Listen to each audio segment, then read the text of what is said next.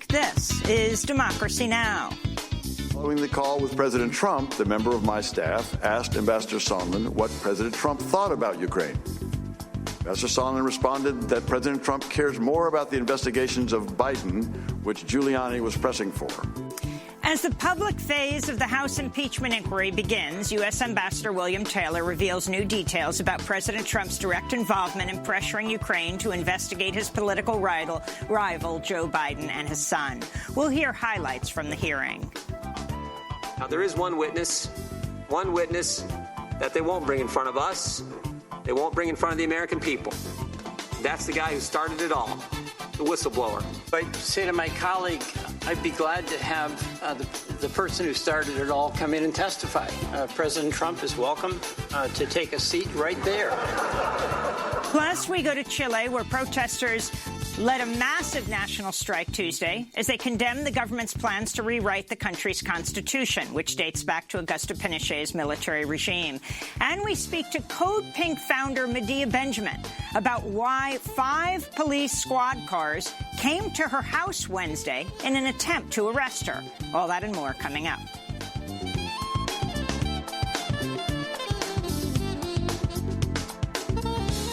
Welcome to Democracy Now!, democracynow.org, The War and Peace Report. I'm Amy Goodman. House lawmakers Wednesday opened the first public hearings of the impeachment inquiry into President Donald Trump. 2 witnesses, Deputy Assistant Secretary of State George Kent and William Taylor, former ambassador. They both testified President Trump withheld aid to Ukraine in an attempt to pressure Ukraine to investigate Joe Biden and his son Hunter, who served on the board of a Ukrainian natural gas company. In his opening statement, Ambassador Taylor revealed details about a previously unknown phone call from July between President Trump and Gordon Sondland, the U.S. ambassador to the European Union. The member of my staff could hear President Trump on the phone asking Ambassador Sondland about the investigations. Ambassador Sondland told President Trump the Ukrainians were ready to move forward. Following the call with President Trump, the member of my staff asked Ambassador Sondland what President Trump thought about Ukraine. Ambassador Sondland responded that President Trump cares more about the investigations of Biden, which Giuliani was pressing for. Trump tasked his personal attorney, Rudy Giuliani, to take charge of foreign policy around Ukraine, sidestepping the State Department. We'll have more on the historic impeachment inquiry after headlines with Liz Holtzman, who is the youngest member of the House of Representatives at the time, and she served on President Nixon's House impeachment inquiry. At the White House, President Trump denied watching the televised impeachment inquiry, saying he was too busy working for the American people. Despite that, Trump tweeted or retweeted about the inquiry more than 30 times throughout the day. During a joint news conference with Turkey's authoritarian President Recep Tayyip Erdogan, just after the hearings wrapped up, Trump called on reporters from far-right news outlets, OAN, One American News Network, and Fox News, before demanding a question from friendly reporters. Would you like to pick somebody? Evet. Hilal Hanım, buyur. A friendly person from Turkey, please. Friendly. Only friendly reporters. We like to see. There aren't too many of them around. President Erdogan's visit came in international condemnation of the recent Turkish offensive into northern Syria, which Turkey launched after President Trump abruptly withdrew U.S. troops from the area, clearing the way for the offensive. Speaking alongside Erdogan from the Oval Office, Trump said Wednesday the only U.S. troops remaining in eastern Syria were there to protect oil. We're keeping the oil. We have the oil. The oil is secure. We left troops behind only for the oil. President Trump also claimed he'd spoken with Kurdish-led Syrian Democratic Forces, who he said were very satisfied with the change in U.S. policy. The claim was directly contradicted by SDF commander Maslum Abdi, tweeting, "During Erdogan-Donald Trump meeting, Turkish forces launched fierce attacks on predominantly Christian town of Til Temir, causing massive displacement of the residents in clear violation of the ceasefire agreement," he tweeted. In the Gaza Strip, Palestinians have agreed to a tenuous ceasefire with Israel's military. Israel launched its biggest attacks on the territory in months after the ceasefire took effect overnight. At least 5 rockets were launched from Gaza, prompting air raid alarms in southern Israel, where 1 million Israeli children were ordered to remain at home. Several Israelis reported minor injuries from falling rockets. Gaza's health ministry says 34 Palestinians were killed, with dozens more wounded. Among the dead were 8 members of a single family, including 5 children who were crushed to death when an Israeli airstrike flattened their home. The bombing erupted after Israel bombed the home of a senior member of the Palestinian group Islamic Jihad Tuesday, killing the commander and his wife and injuring their children. In Mexico City, exiled Bolivian President Evo Morales said Wednesday he's willing to return to Bolivia to join a national dialogue after he was forced by the military to step down Sunday in what he's described as a U.S.-backed coup d'etat. Morales blamed the Washington, D.C.-based Organization of American States, the OAS, for his ouster, saying it falsely accused his government of vote tampering in last month's presidential election. The OAS made a political decision, not a technical or legal one. This is a report. Now I have realized from the recommendations of some leftist brothers and sisters that the OAS is not in the service of the people of Latin America, less so the social movements. The OAS is at the service of the North American empire. In Bolivia, police fired tear gas to clear thousands of anti-coup protesters from the streets of La Paz Wednesday as low-flying fighter jets roared overhead in a show of force. The protesters were rejecting right-wing opposition leader Jeanine Áñez, who declared herself interim president Tuesday night. The police and military have killed at least 10 protesters since Morales' ouster, with many more injured. The authorities nearly choked me. They nearly choked me, but I'm going to continue. Bolivia is indigenous. On Wednesday, Jeanine Áñez swore in a new cabinet and military leaders at the presidential palace in La Paz. Meanwhile, police barred lawmakers with Morales' MAS party, that's the Movement for Socialism, from entering Bolivia's parliamentary assembly. Morales was elected in 2005 as Bolivia's first indigenous president. He says after Sunday's coup, armed men broke into his home in Cochabamba and led an arson attack on his sister's home as well. In Lebanon, government troops opened fire on protesters who'd blocked a road in the capital Beirut late Tuesday, killing 1 man. It was the first death in 4 weeks of massive anti-government protests that have continued despite the resignation of Prime Minister Saad Hariri last month. Protesters are demanding the resignation of all top government officials, early parliamentary elections, and economic reforms. In Zimbabwe, the United Nations is warning 5.5 million rural residents, or nearly a third of Zimbabwe's population, is at risk of food shortages due to a devastating drought brought on by climate change. The head of the World Food Program is appealing for $331 million in emergency food aid, warning, quote, people are marching towards starvation if we're not here to help them, unquote. Wildlife has been affected, too. Tenapi Madiri, Zimbabwe's national elephant manager, said more than 200 elephants have died of dehydration and starvation in recent weeks. Going into the future with the increased droughts due to climate change and other phenomena, we are likely to experience more and more of this drought, which could possibly impact significantly on our elephant population. In Australia, the death toll from raging wildfires rose to 4 Wednesday as a group of former fire chiefs said their attempts to warn Prime Minister Scott Morrison about the dangers of climate change have been ignored for months. Greg Mullins, the former fire commissioner for New South Wales, called for the federal government to provide more resources. But we're also calling on the government to take urgent action on the fundamental problem that's leading to these catastrophic fires, and that's climate change. In Italy, the mayor of Venice has declared a state of emergency after high tides and heavy winds brought floodwaters to nearly 90% of the ancient city. It's Venice's worst flooding in 50 years and the second worst on record. At least 2 people have died, while the famed St. Mark's Square was submerged by over 3 feet of water. Officials say the floods have caused hundreds of millions of euros worth of damage to historic buildings, many of which may never be repaired. prepared. Venice's mayor called the flooding apocalyptic and said climate change is to blame. Scientists predict Venice could be completely submerged by the end of the century if the climate crisis continues at its current pace. Back in Washington, D.C., Chad Wolf was sworn in Wednesday as acting secretary of the Department of Homeland Security. He's the fifth person to lead the agency, which oversees U.S. immigration enforcement under President Trump. Wolf previously served as chief of staff to then-Secretary Kirstjen Nielsen as she enforced the Trump administration's zero-tolerance policy at the southern border, which saw thousands of migrant children separated from their parents. The House Judiciary Committee approved a resolution Wednesday that brings the United States one step closer to approving the Equal Rights Amendment, which would guarantee equal legal protections regardless of sex. If approved by the full House and Senate, the resolution would change the deadline for the ERA's ratification, which was initially set as 1982. The constitutional amendment was approved by Congress in 1972 and was ratified by 35 states over the next decade, 3 states short of the required total needed by a 1982 deadline. Nevada and Illinois have since ratified the amendment, and many Virginia Democrats who retook the state legislature earlier this month have pledged to approve it as well. Former Massachusetts Governor Deval Patrick will formally enter the 2020 presidential race as a candidate for the Democratic nomination. Patrick is managing director at the private equity firm Bain Capital, which was co-founded by Republican Utah Senator Mitt Romney.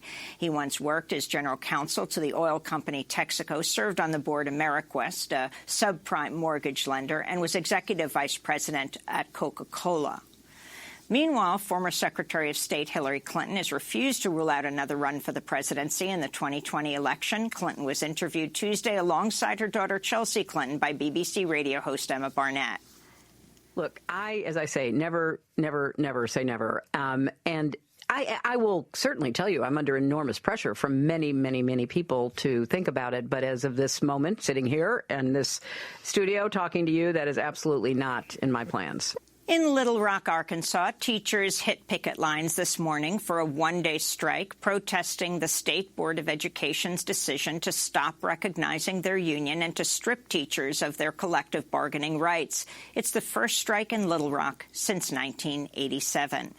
The National Football League has invited all 32 NFL teams to scout a private workout on Saturday by former San Francisco 49ers quarterback Colin Kaepernick, who says he was blackballed for taking the knee during the national anthem as a protest against police violence and racism. Critics say the move is a PR stunt aimed at absolving the NFL from its act of retaliation and have questioned whether the move will result in a new contract for Kaepernick, who's been out of the NFL since 2016. Meanwhile, Colin Kaepernick drew solidarity Monday from Megan Rapinoe, the star of the World Cup-winning U.S. national soccer team. Rapinoe spoke as she accepted a Woman of the Year award from Glamour magazine. So while I'm enjoying all of this unprecedented and, frankly, a little bit uncomfortable attention and personal success, in large part due to my activism off the field, Colin Kaepernick is still effectively banned.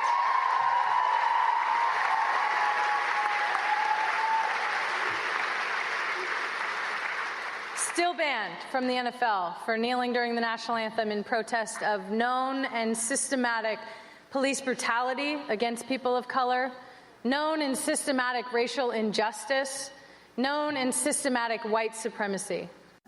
And Code Pink founder and longtime peace activist Midvi Engin was threatened with arrest in Washington, D.C. Wednesday and accused of assaulting a sitting Congress member after being forcibly removed from a press conference for opposing the U.S.-backed coup and sanctions in Venezuela. Benjamin vehemently denies the accusation, says she was, in fact, the one assaulted when she and other activists demonstrated at an outside news conference hosted by Florida Democrat Debbie Wasserman Schultz and Florida Republican Mario Diaz-Balart, condemning President Nicolas Nicolas Maduro and announcing the launch of a congressional Venezuela Democracy Caucus. Later in the broadcast, we'll go to Washington, D.C. to find out why 5 police squad cars appeared outside of Medea Benjamin's house. And those are some of the headlines. This is Democracy Now!, democracynow.org, the War and Peace Report. I'm Amy Goodman. And I'm Nermeen Sheikh. Welcome to our listeners and viewers around the country and around the world. The first public hearing of the impeachment inquiry into President Trump was held Wednesday. Trump is just the 4th president in U.S. history to face impeachment. 2 witnesses testified before the House Intelligence Committee, George Kent, a Deputy Assistant Secretary of State, and William Taylor, a former ambassador and the top U.S. diplomat in Ukraine. They both said President Trump withheld aid to Ukraine in an attempt to pressure the country to investigate Joe Biden and his son Hunter, who served on the board of a Ukrainian natural gas company. House Intelligence Chair Adam Schiff opened the historic hearing. Although we have learned a great deal about these events in the last several weeks, there are still missing pieces. The President has instructed the State Department and other agencies to ignore congressional subpoenas for documents. He has instructed witnesses to defy subpoenas and refuse to appear. And he has suggested that those who do expose wrongdoing should be treated like traitors and spies. These actions will force Congress to consider, as it did with President Nixon, whether Trump's obstruction of the constitutional duties of Congress constitute additional grounds for impeachment. If the President can simply refuse all oversight, particularly in the context of an impeachment proceeding, the balance of power between our 2 branches of government will be irrevocably altered. That is not what the founders intended. And the prospects for further corruption and abuse of power in this administration or any other will be exponentially increased. The top Republican on the House Intelligence Committee, Devin Nunes, dismissed the hearing as a televised theatrical performance staged by the Democrats. But we should not hold any hearings at all until we get answers to 3 crucial questions the Democrats are determined to avoid asking. First, what is the full extent of the Democrats' prior coordination with the whistleblower? And who else did the whistleblower coordinate this effort with?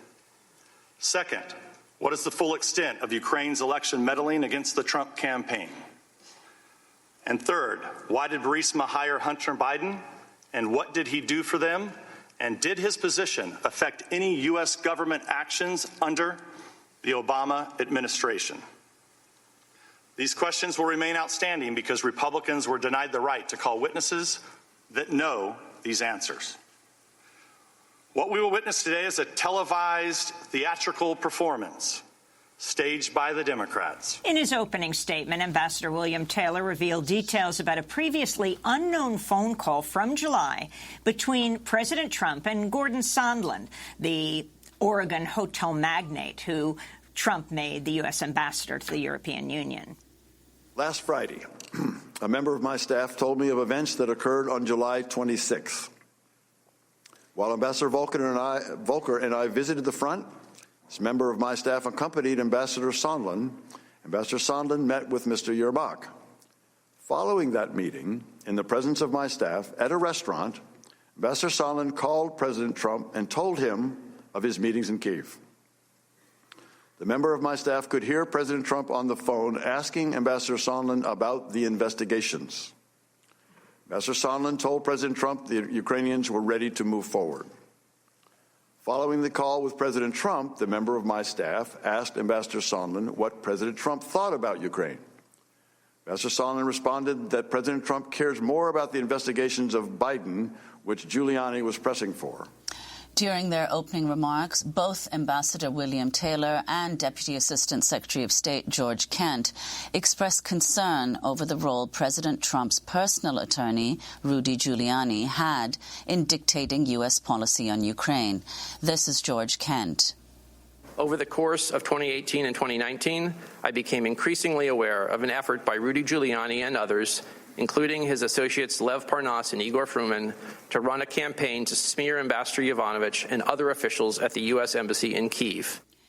During the hearing, Democrats had former federal prosecutor Daniel Goldman leading much of the witness questioning. Here he is questioning William Taylor. Decades of military service and diplomatic service representing the United States around the world. Have you ever seen another example of foreign aid conditioned on the personal or political interests of the President of the United States? No, Mr. Goldman, I've not.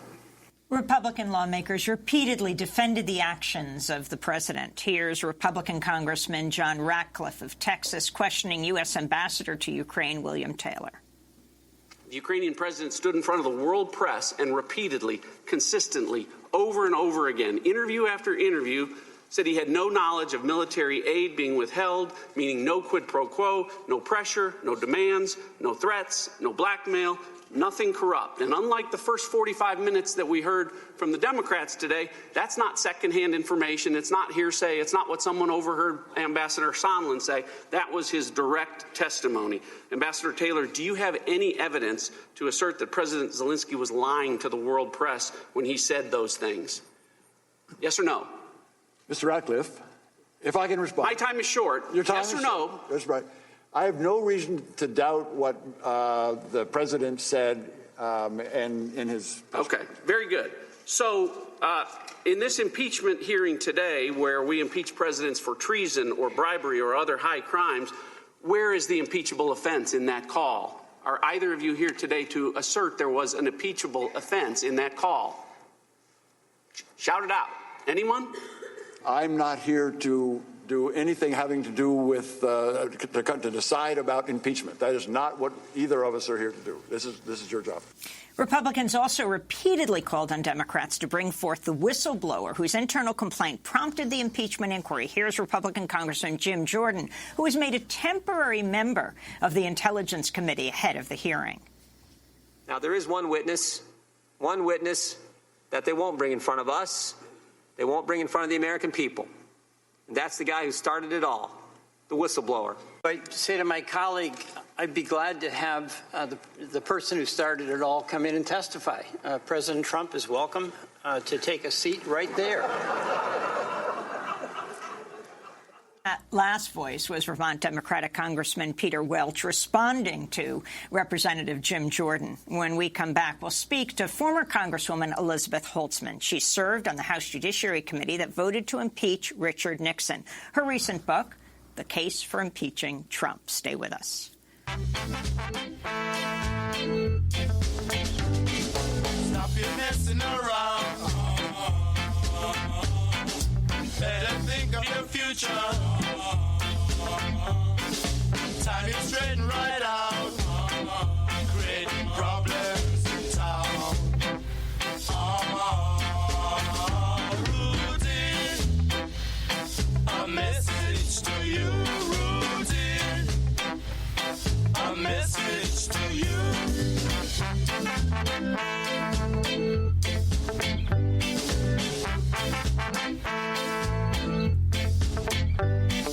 Stop your fooling around. Tie you straight and right out. Better think of your future. Else you wind up in jail.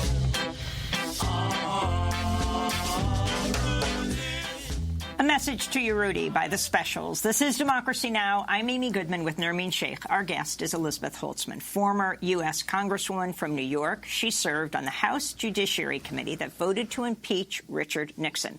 At the time, she was the youngest woman elected to Congress. Interestingly, she was replaced in that record by Congressmember Stepanek, who now serves as a Republican on the House Intelligence Committee and was questioning the speakers yesterday.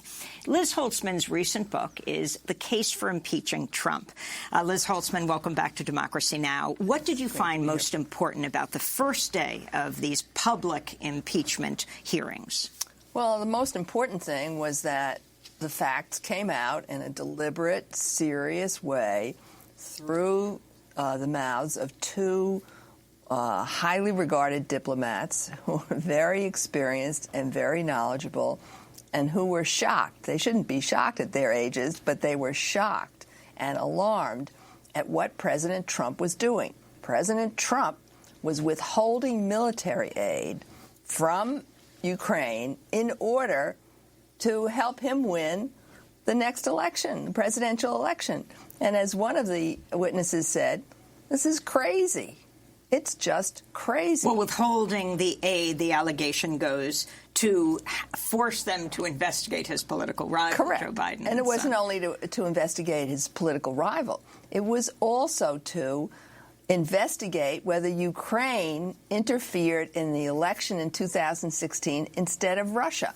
The purpose of this was clearly, even though the intelligence community has unanimously said that it was Russia that intervened in the 2016 election, and even though Mueller has indicted more than 20 people, Russians, for interfering in that election, President Trump believes that it wasn't Russia. Forget the Department of Justice, forget the CIA, forget all the intelligence agency. It was Ukraine.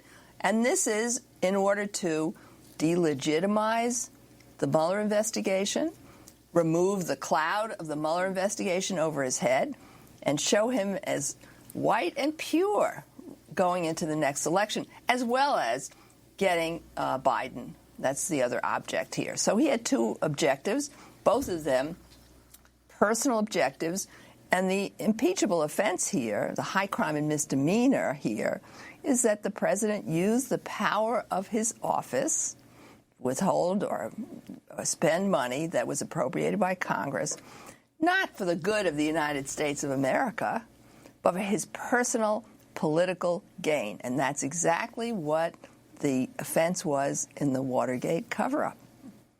Well, during the hearing, Congressman Adam Schiff, chair of the House Intelligence Committee, questioned Ambassador William Taylor about a phone call between President Trump and Gordon Sondland, the U.S. ambassador to the European Union.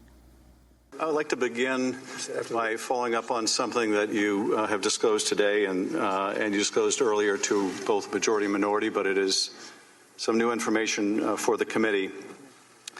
You said in your testimony that one of your staff was present with Ambassador Sondland on the day after the July 25th phone call. Is that right? That's correct, Mr. Chairman. And as your staff related the event to you, your staff member could overhear Mr. Sondland on the phone, could overhear the president on the phone with Mr. Sondland. Is that right? That's correct. So the president must have been speaking loud enough on the phone. This was a cell phone, I take it? It was a cell phone. The president must have been speaking loud enough for your staff member to be able to overhear this?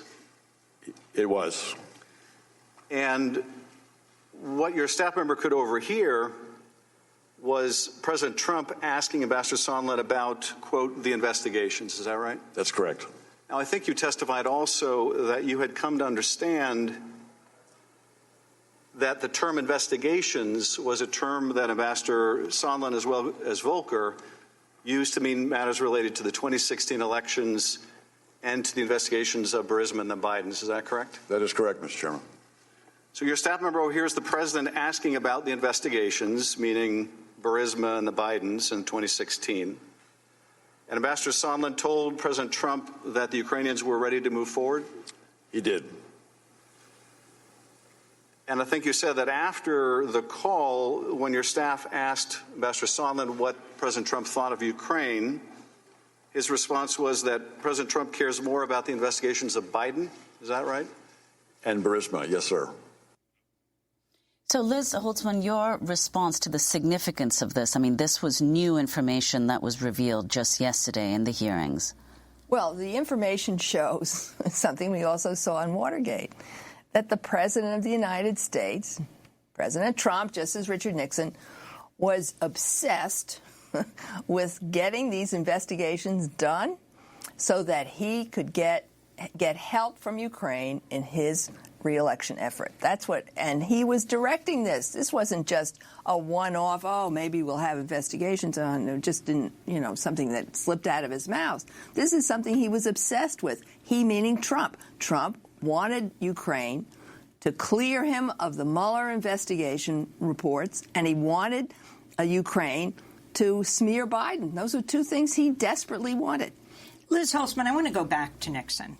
The articles of impeachment that you voted on, that the House Judiciary Committee passed, let's be clear, Nixon wasn't impeached because he quit before he would ultimately be impeached, but were for cover-up of the Watergate break-in and abuse of power. Correct.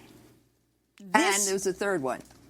Stymieing, refusing to turn over material to the House Judiciary Committee and trying to stymie the impeachment investigation. So I want to ask whether this impeachment proceeding will only be limited to, as Nancy Pelosi said, Ukraine. For example, could it go to issues of children dying on the border? And the reason I ask this is the House Judiciary Committee under Nixon did write up articles of impeachment, didn't they, against Nixon for the secret bombing of Cambodia? No, I drafted that. That was rejected. But the articles of impeachment about abuse of power went through a litany of things. For example, audits, ordering IRS to do audits of his political opponents. That's what Nixon did. That was one of the articles of impeachment. That was part of the articles of impeachment.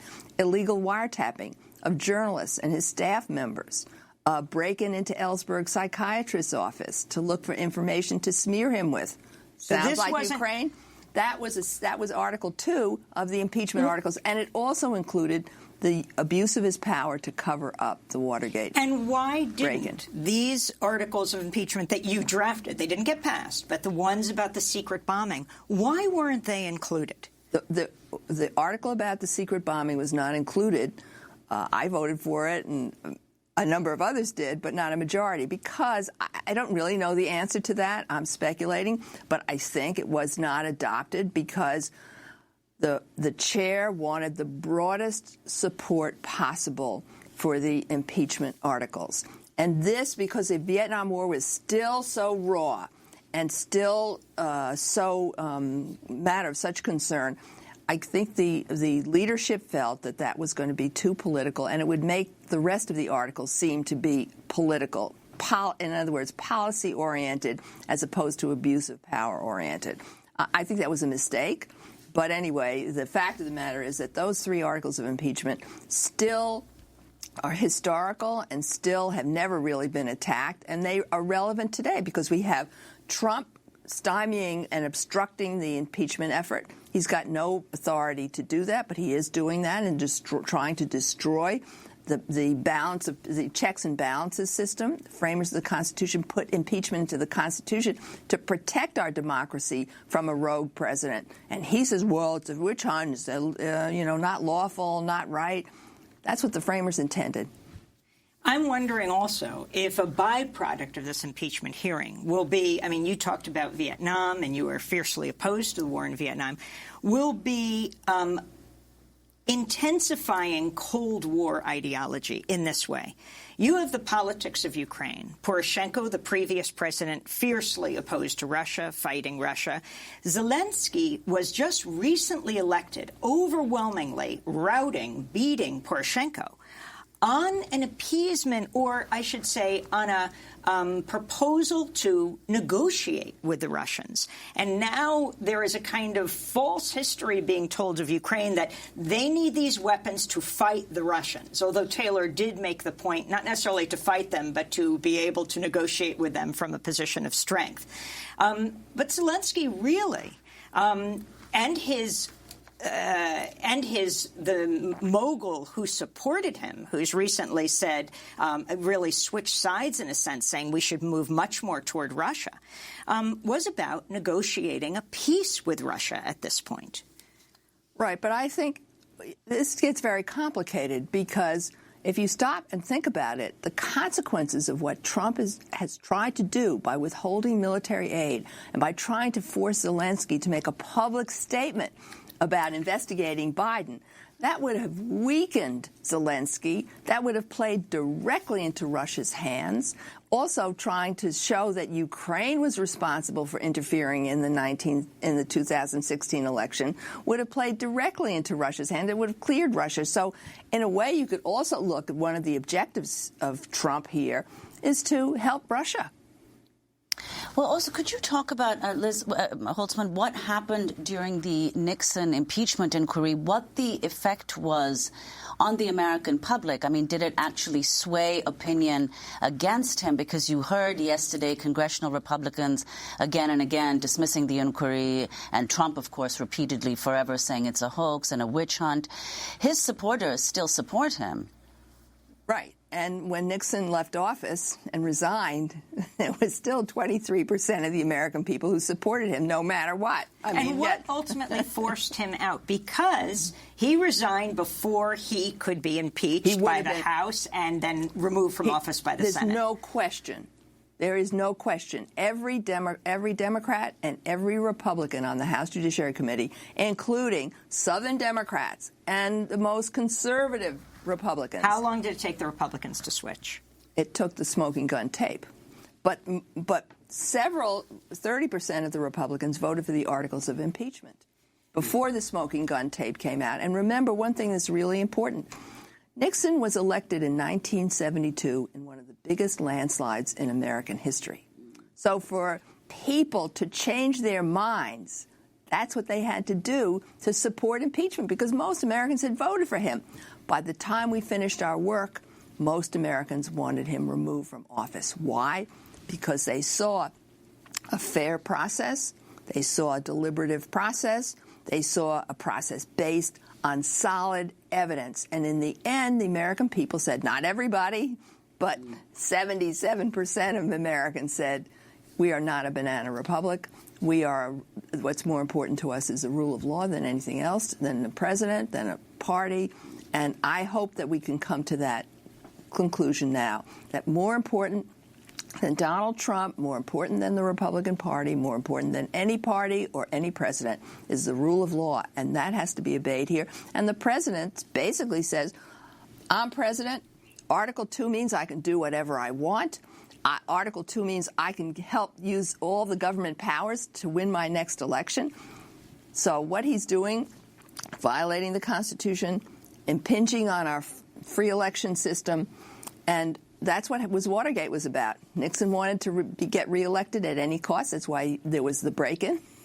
That was the break-in into the Democratic National Headquarters by his campaign people, and the cover-up was related to his reelection effort. Use the government powers, said Nixon, to get what I need for my reelection. What's Donald Trump doing? Using the powers of government to get reelected. This is unacceptable. I want to thank you so much, Liz Holtzman, for being with us. Former U.S. Congresswoman from New York, served on the House Judiciary Committee that led to the vote for impeachment against Richard Nixon. Her recent book titled The Case for Impeaching Trump. This is Democracy Now! When we come back, we head south to Chile. Stay with us.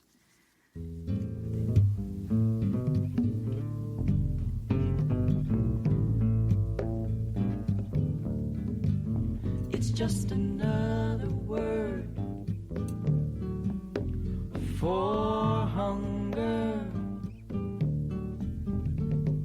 taking from you what you need. It's just another word for hunger. When it's time to eat.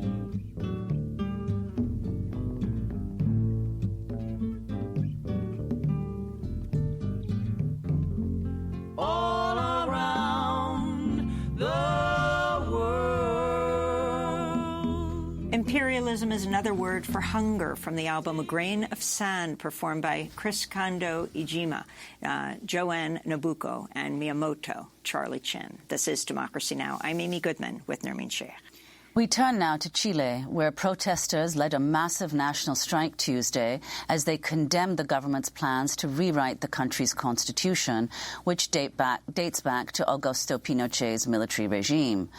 Chile's interior minister announced Sunday the government would draft a new constitution that Congress would then rewrite and put to a public referendum. But protesters say the people should be involved with the rewriting process from the beginning, and that this is an attempt by Sebastián Piñera's government to delay political and social reforms in Chile. This is Piñera speaking on Tuesday. All political forces, all social organizations, every Chilean of good faith, we need to unite for three big, urgent, necessary national agreements. First, an agreement for peace and against violence, to categorically and undoubtedly condemn the actions that have caused so much violence, and which also condemns with the same strength those who provoke or tolerate it.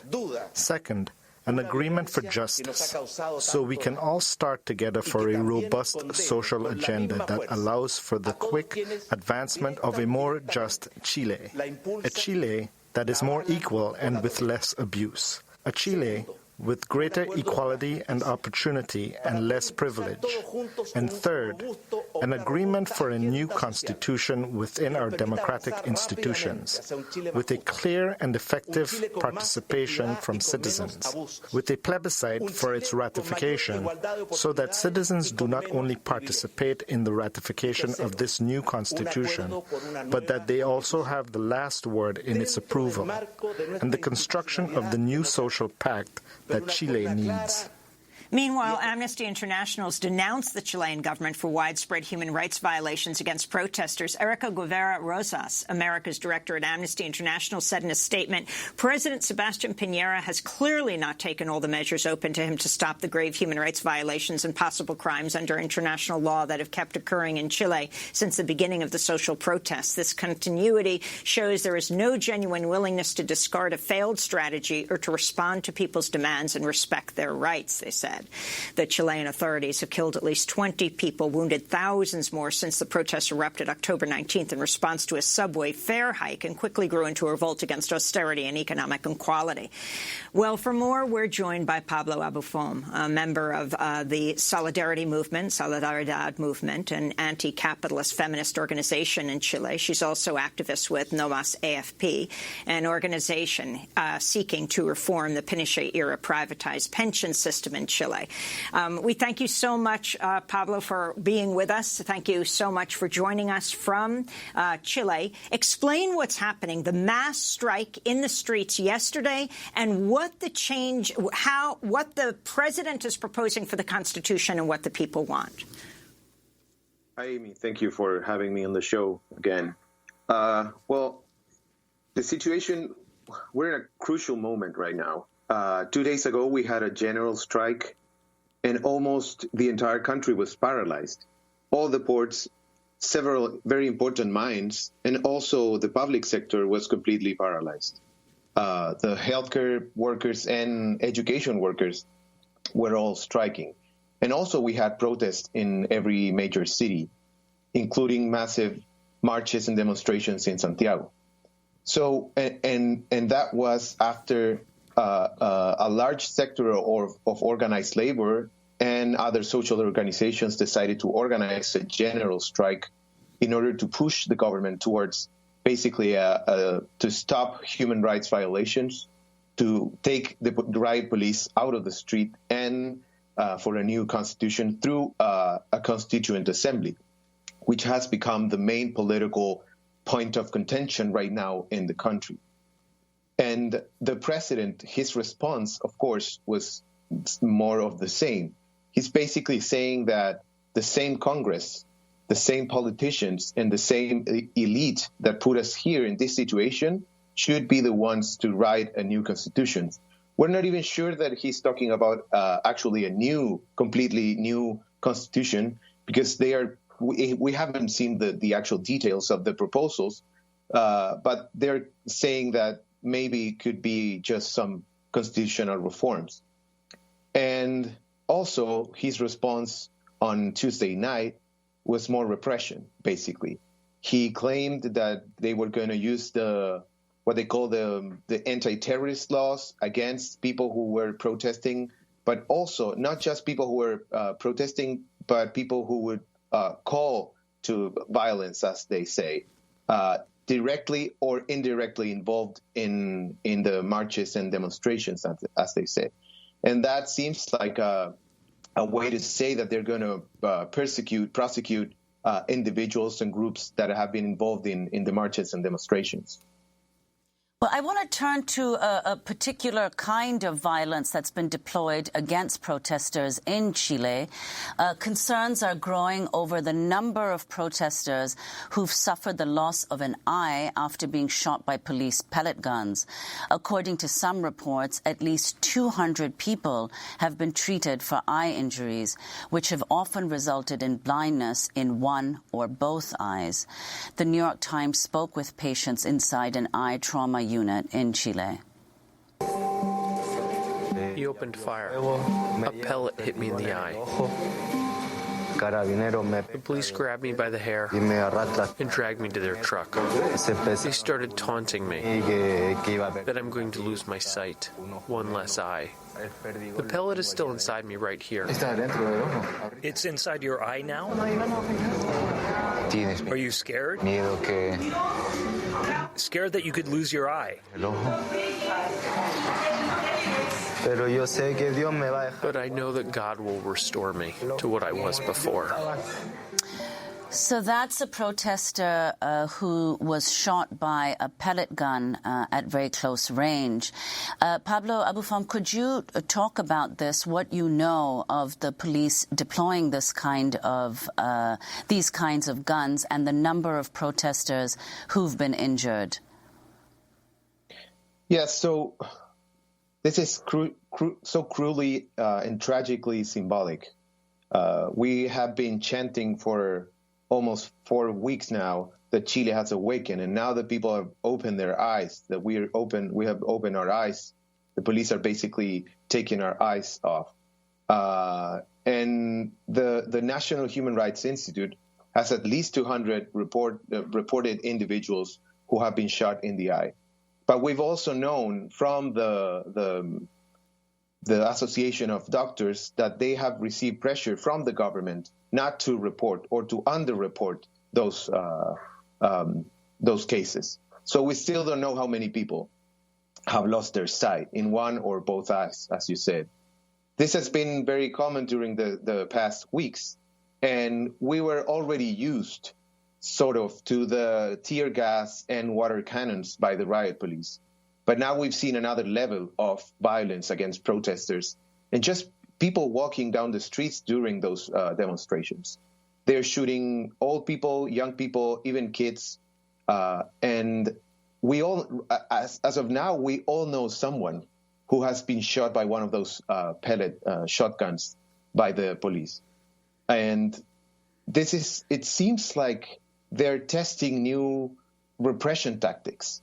So this gives us a sense of what the government and what the army and the police are thinking of this situation, is that it's a testing ground for new tactics of repression of civilians. And what effect has the ouster of Morales in Bolivia had on the protest in Chile, if they have? And at this point, what do you see happening, Pablo? Well, there's no clear notion of what the Bolivia situation has on Chile right now. Because as you know, the protest movement doesn't have just one leadership. There are a lot of movements, organized labors, the feminist movement, the environmentalist movement, but also a mass of people who are organizing in popular assemblies in their neighborhoods. And the political debate it's everywhere. You can see people talking about a new constitution, talking about the economic policies that we need for a new Chile, basically. And the situation in Bolivia feels like a tragic turn of events for many people, as the right wing and the extreme right wing are taking advantage of a political crisis in the country. What was the effects of Michelle Bachelet coming, now the head of the UN High Commission on Human Rights, former president of Chile, who herself and her mother were tortured under Pinochet? Her father died in custody. Well, actually, Bachelet didn't come to Chile. She sent a committee, but we still haven't heard anything from that committee yet. But the human rights situation is very difficult right now, because the police, the director of the Carabineros of the police in Chile is saying that he is not gonna expel any officer involved in human rights violations. An audio was leaked, and then the institution confirmed that he said that he was not going to expel any officer involved in human rights violation. That's terrible, because we see that there's a situation of that the riot police, the armed forces in our country, are not being regulated by any civilian authority. And Pablo, in addition to the number of people who've been wounded, there have also been over 5,000 people arrested. Can you talk about what their situation is and what prospects there are for a hearing or for their release? Or are some of them being released, have been released? Well, we had a report, the last report from the National Rights Institute was 4 days ago, and that was before the general strike on Tuesday. So we can guess that there are at least 2,000 more people that were detained in the past 4 days. We also have, today is a very important day. It's 1 year after a Mapuche young man was killed in the south in occupied indigenous land. And so today is going to be a day of demonstrations and protests, not only in Santiago, but also in the south. And this is very interesting, because what the Mapuche have been living in the south for 500 years is something that we are seeing right now in a militarized Santiago. So what's happening with the detained is that some of them are being released. Some of them are being withheld in jail during the investigation of their charges. And we see that as sort of like a political punishment for being part of a protest. Because, of course, a lot of those people, they haven't been even involved in anything. They are just being taken off the streets by the police. So basically, the police are acting as a political police, taking people off the streets as a way to normalize the situation. 30 seconds, the demand now. Sorry? 30 seconds. What is the demand now? Well, a constituent assembly is basically what people are asking. The government is talking about the Congress rewriting the Constitution, but people in their popular assemblies in their neighborhoods are talking about a constituent assembly, of people being involved in actual rewriting the base of our social agreement of our Constitution. Well, Pablo Abofón, we want to thank you so much for being with us from Chile, member of the Solidarity Movement, the anti-capitalist feminist organization in Chile, also active with No Más AFP, an organization seeking to reform the Pinochet-era privatized pension system in Chile.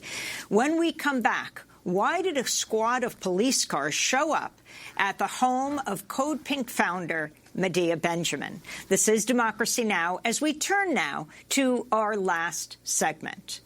Code Pink founder and longtime peace activist Medea Benjamin was threatened with arrest in Washington, D.C. Wednesday and accused of assaulting a sitting Congress member after being forcibly removed from a press conference for opposing the U.S.-backed coup and U.S. sanctions in Venezuela.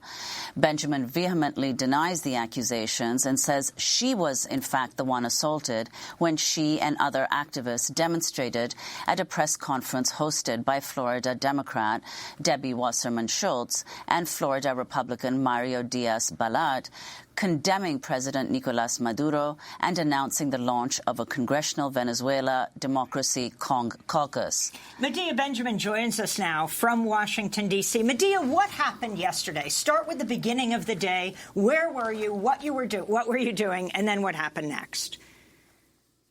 There was a press conference being held outside to announce the creation of this new Democracy Caucus on Venezuela. And so we decided to go with our signs saying hands off Venezuela, no coup.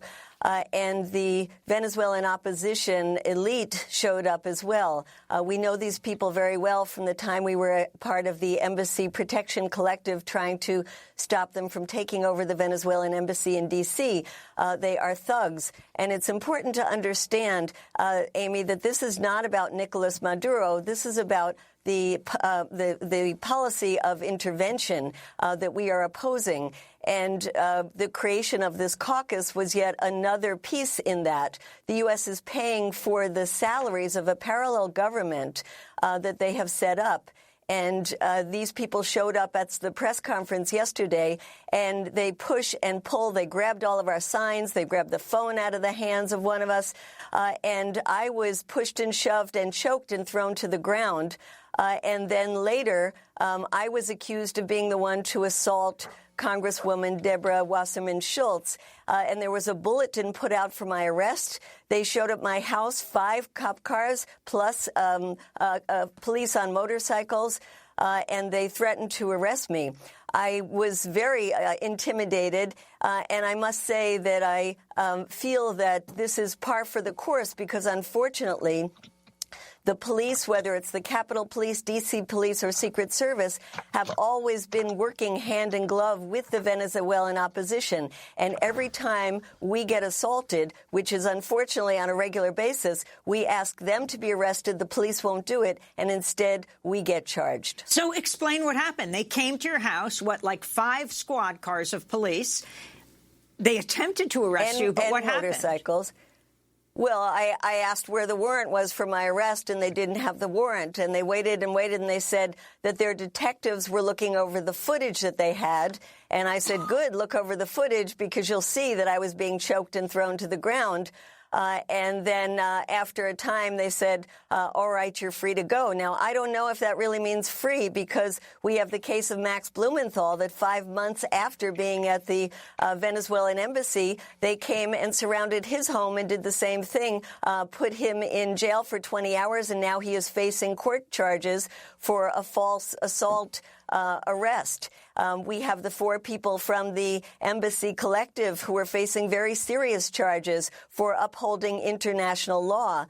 We have my own partner who, for 6 months, had his passport taken away, had to report to court every week until they finally dropped the charges. So I think people should know that there is a systematic attempt to intimidate those of us who are standing up for international law, standing against U.S. policy of intervention, going back to the days of the Monroe Doctrine, standing up against the very brutal sanctions that are hurting people in Venezuela, Nicaragua, Cuba, and that we need more people to join us in this and get our elected officials to speak out. Right now, Bernie Sanders is the only one doing it.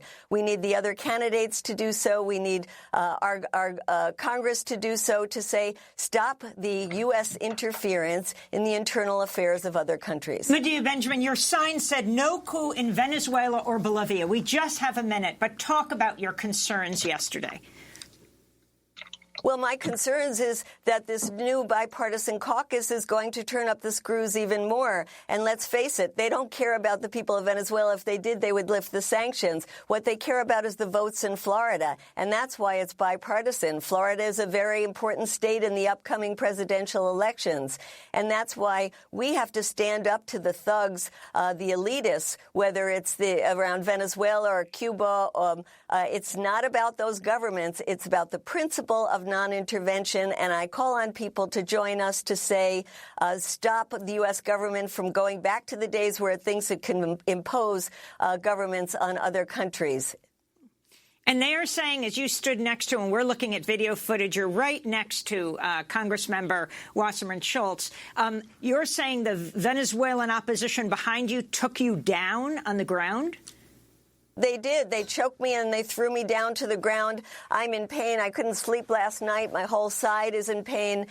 So they definitely were the ones that grabbed me and choked me and threw me to the ground. I guess they didn't arrest me because they saw that, and maybe they feel they would have to arrest the people who assaulted me. But once again, I do feel very intimidated, and I don't feel like this is the end, that they could show up at my house anytime with a warrant just to keep me in this process, like they have done to so many of our other comrades, to try to stop people from standing up for this principle of non-intervention. Medea Benjamin, we thank you for being with us, co-founder of Code Pink, longtime peace activist. Happy birthday to Ishmael Daro. I'm Amy Goodman with Nermeen Sheikh. Thanks so much for joining us.